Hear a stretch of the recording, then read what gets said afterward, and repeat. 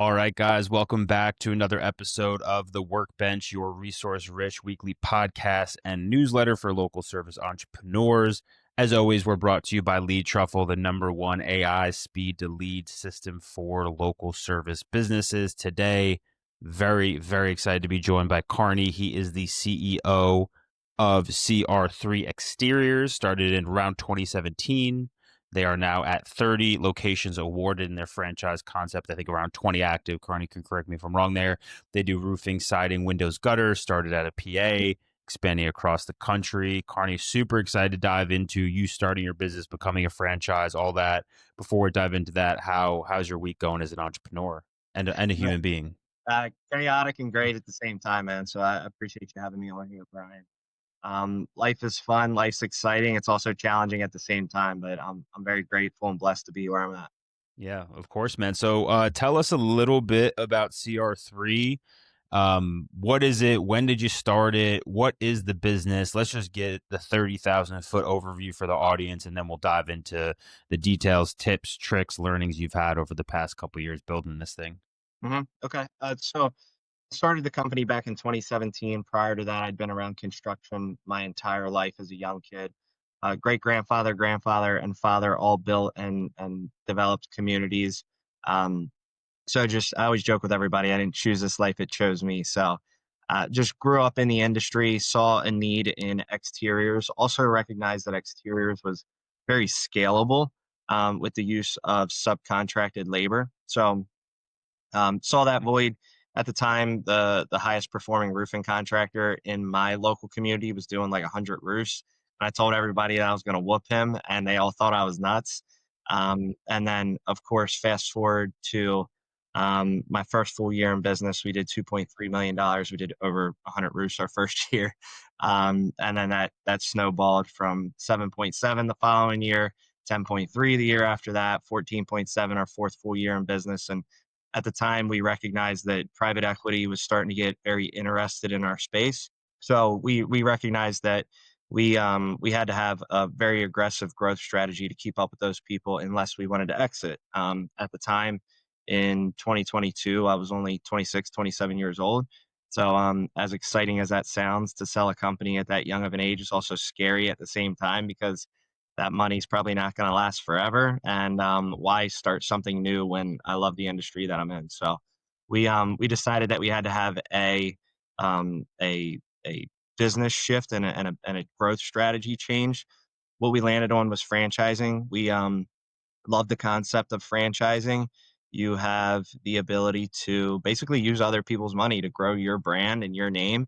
And you have owner operators that truly own their location. So I think as leaders, we do a pretty poor job of thinking that our employees are going to act like owners when they're not owners. So franchising is kind of the best of both worlds. It's true ownership, but they're all under a similar brand, and everybody has a similar goal in mind. So we made that transition in the summer of 2022. Took us a while to get all the regulatory stuff all taken care of, all the red tape and legal paperwork.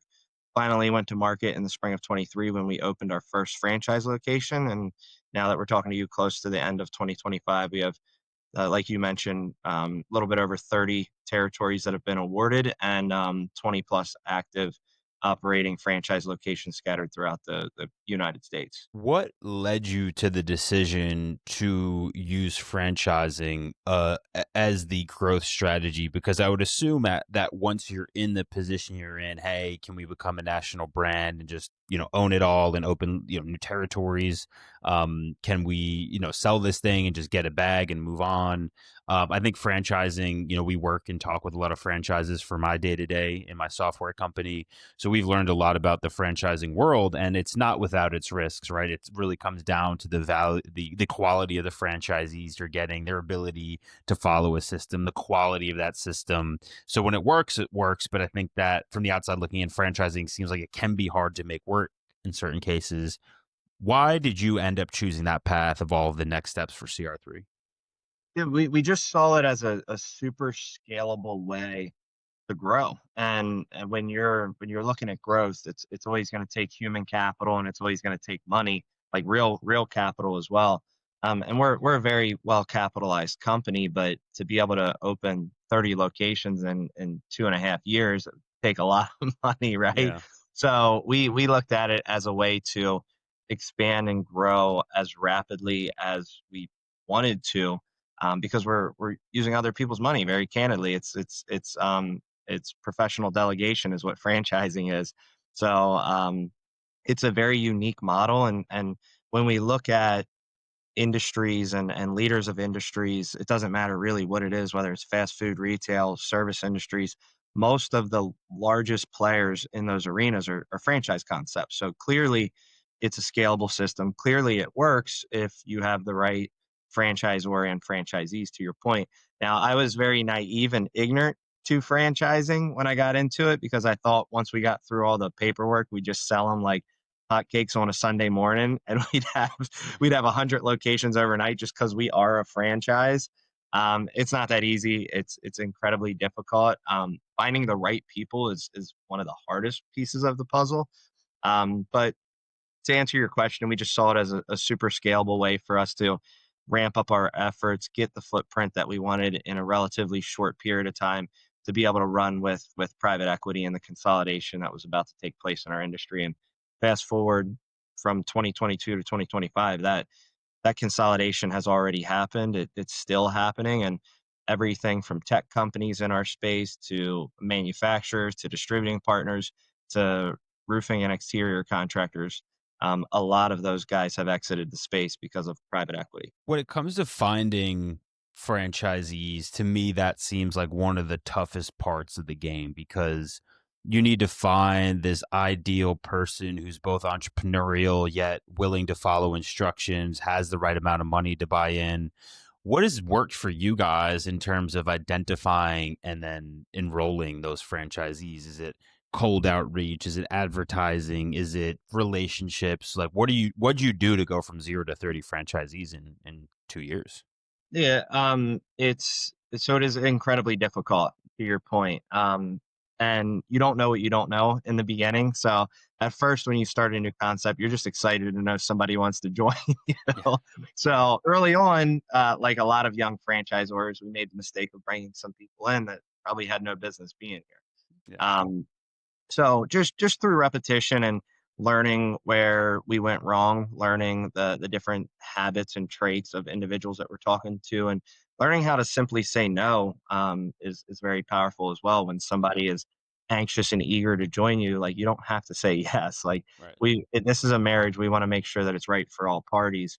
Because if it's unsuccessful, then that's a bruise on us, and then obviously that's somebody out in the marketplace that's probably not speaking very highly of the brand. So we've learned through repetition. We do a lot of our acquisition comes through digital marketing. We love to run Facebook ads, Mm. um, because there's not a whole lot of people that are competing in that arena. A lot of people are competing with Google. Um, It seems like that would be a good. We've done some Facebook ads for my software company, and I've done them for other startups I've worked at and been a part of, and always to very kind of middling success. But it does feel like something like a franchise where it's kind of a business opportunity, and you're kind of advertising, "Hey, are you interested in leveling up your business career, your life?" It does feel like that's something that might resonate pretty well on a social ad with a good video or the right piece of creative. Yeah, well, and people are usually skimming social media in their free time. For So sure, right? when it's their free time, they have the ability to fill out a form or watch a video or inquire for more information. So Facebook works very well for us. And then of course, as you start to flourish a little bit, then you start to have referrals within guys that are doing well. Other people are seeing that in the community, or friends and family members are seeing that. So then the referral business starts to take over. So it's multifaceted, but the faster that we can get to a point where the referrals are pouring in, the happier we'll be, because advertising is like fishing. You're gonna have good days, you're gonna have bad days, and oftentimes it's unpredictable. And you can look at the data, you can look at how everything's trending, but it still is. It takes a little bit of dumb luck from time to time. When it comes to the actual business units, whether it was you starting out for CR3 or now today with your franchisees, let's just walk through like what's working for those folks on a ground level basis from how are they getting their jobs? What type of jobs you are most profitable? Um, Outside of the franchise system itself, for the individual exterior roofing, windows, doors business unit, um, what's working? What could you share with the audience around some learnings around, if I'm listening, thinking about starting my own roofing company or joining a roofing franchise. What's working? What's maybe not working? And any learnings from the ground level there? Yeah, I would say referrals are they're your best friend. I mean, if you want to build a long-lasting great company, you have to have a strong referral base. And the way that you acquire that strong referral base is by creating a great customer experience. So all of the effort and energy has to go in that customer experience so that you can create that's literally our mission, is to make every customer our advocate. So a lot of effort and energy has to go into that customer experience, even though you may not have acquired a whole lot of customers yet. Yeah. Then once you do acquire customers, create an advocate of the brand, create a referral source for life, create repeat customers, um, because those referrals are worth their weight in gold. You're much lower competition for those referrals, higher close rates, usually a little bit more profitable as well because people aren't price shopping you. So referrals by far and away. I'm very old school. I know everybody wants us to have some new school twist on digital marketing, and how everybody's so fascinated with digital marketing right now, Yeah. where digital marketing was really, really powerful when not everybody was doing it. Mm-hmm. That's when the real Mm-hmm. magic happened. Now Right. everybody's doing it. We have AI involved, and it's AI fighting an AI algorithm, and it's very hard to stand out. So and to find people that are very good at performing and standing out, whether it's a marketing agency or whatever. So I put a lot of energy behind old school, like guerrilla type marketing, direct mail, billboards. Canvassing is still, in my opinion, the most lucrative thing that you can do in our industry. So trade shows are great. I really, really like the old school guerrilla stuff. You have to have a digital footprint. You have to have a digital presence. Your SEO needs to be dialed in. All of that stuff is incredibly important. But there's a lot of attention there, and it's really hard to stand out in that digital space right now. And I've always been a big advocate of going where others aren't. So now that there's so much attention and effort on digital, I'm kind of doubling down on that guerrilla style marketing right now. What does canvassing look like for your company? What does that mean for folks who aren't familiar? And what are you doing there that's working? So we look at canvassing in two different buckets. You have canvassing for retail projects, which would be somebody who's actually paying $20,000 for a $20,000 roofing system.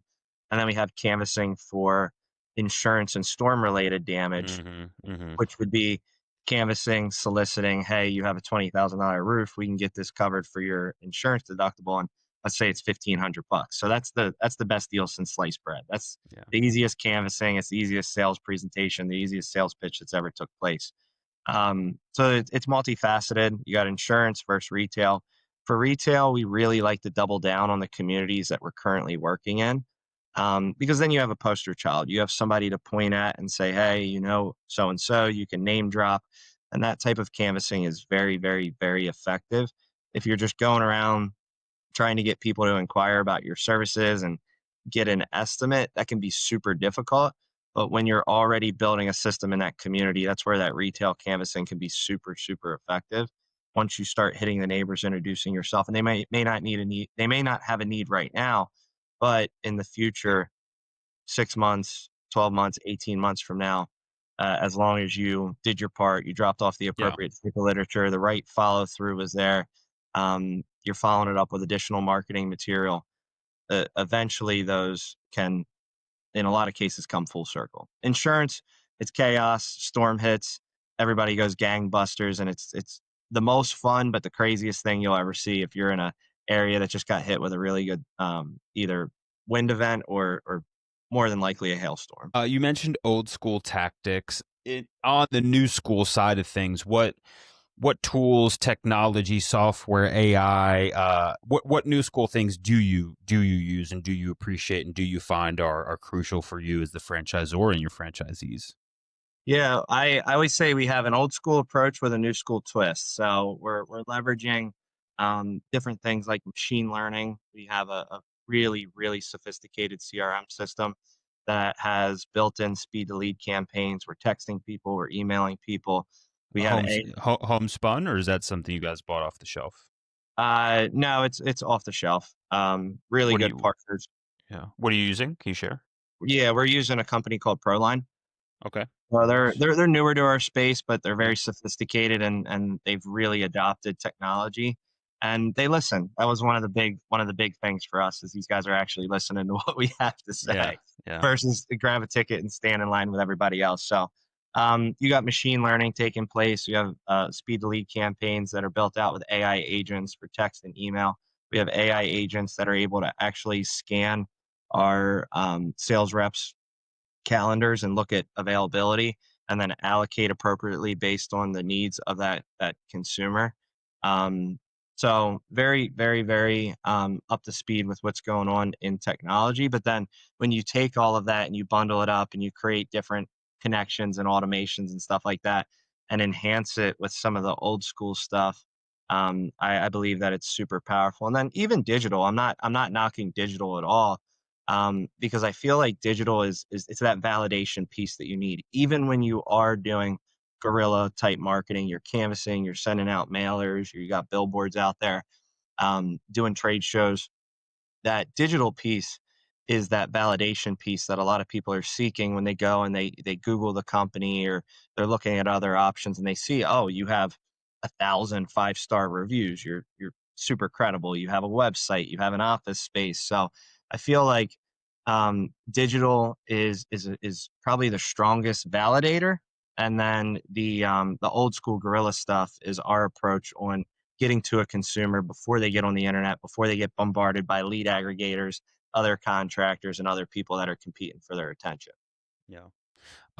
Got it, got it. So, Carney, would you say to someone who's thinking about joining a franchise as a franchisee versus starting their own business? How would you guide them to think through that decision?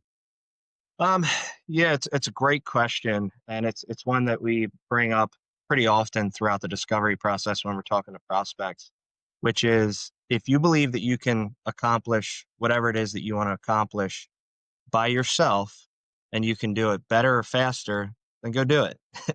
If you believe that with additional help, with additional guidance, we can save you, in most cases, we save you time and money, and then can also help you to achieve your goal. So if you see that as an attractive option, then franchising may be the business strategy for you. But if you are somebody who like me, I have to innovate. I have to collaborate and work with my team members and come up with new, different ways to advance the organization and the company. If I just followed somebody's blueprint, I'd go nuts. Like I wouldn't be able to do it. I wouldn't be able to properly function. So, if you're like me and you want to create and develop and innovate, franchising is not for you. It's going to drive you nuts because when you're working within a system with other people at any time that you stray outside that system, it's going to cost you time, money, or in most cases, it's going to cost you both. So, if you can follow a system, if you want something that's repeatable and duplicatable, franchising is for you. If you want to be a maverick and go invent and create and do, franchising is probably not a good option for you. Mm. Yeah, well said. Carney, anything we didn't get here to today that you wanted to cover? No, I mean, I think we covered quite a bit of things in the last 19 minutes. So, Yeah. anybody that's interested in starting a business, my advice would be, just go out and do it. Don't overanalyze. Don't continue to sit there and have paralysis through analysis. Just go out, do it.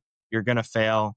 You're gonna make mistakes. That's all part of the process. But you have to be incredibly resilient and have thick skin because the things that you're going to encounter, the things that you're going to face throughout your career, they're not unique to you in any way, shape, or form. Anybody who's further than you had to go through them, and anybody who's behind you is going to have to go through it. So, just make the decision to take the jump, be resilient, continue to show up, learn from your mistakes, and you'll be just fine. Yeah. Love it. Carney, for folks that are interested in checking out CR3 as an opportunity or just want to connect with you personally on social, where can folks find out about you and your business? I have a relatively unique name, Yeah. even though I'm one of three, as you can see Yeah. on the screen.